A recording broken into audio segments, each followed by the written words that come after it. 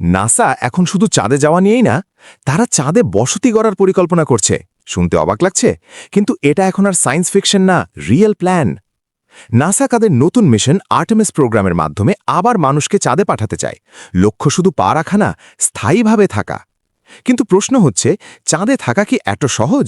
না, চাঁদে নেই কোনো বাতাস, নেই পানি, দিনে প্রচণ্ড গরম, রাতে ভয়ঙ্কর ঠান্ডা, আর স্পেস রেডিয়েশন, যা মানুষের জন্য খুবই বিপজ্জনক।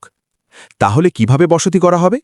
বিজ্ঞানীরা পরিকল্পনা করছে চাঁদের মাটির নিচে বা বিশেষ ডোমের ভিতরে বাসস্থান, বরফ থেকে পানি সংগ্রহ, চাঁদের দক্ষিণ মেরুতে সৌরশক্তি দিয়ে বিদ্যুৎ তৈরি, 3D প্রিন্টিং দিয়ে ঘর বানানো।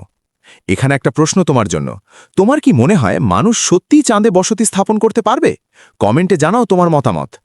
ভবিষ্যতে চাঁদ হতে পারে স্পেস রিসার্চ সেন্টার, মঙ্গল গ্রহে যাওয়ার বেস, এমনকি একদিন মানুষের দ্বিতীয় বাড়ি। কিন্তু বাস্তবতা, এটা আগামী 2-3 বছরের কাজ না, এটা হতে পারে 10-20 বছরের প্রজেক্ট। ইতিমধ্যে নাসা কাজ শুরু করে দিয়েছে, আর আর্টেমিস 1 সফলভাবে চাঁদের চারপাশে ঘুরে এসেছে। শেষ কথা, মানুষ একসময় ভাবত চাঁদে যাওয়া অসম্ভব।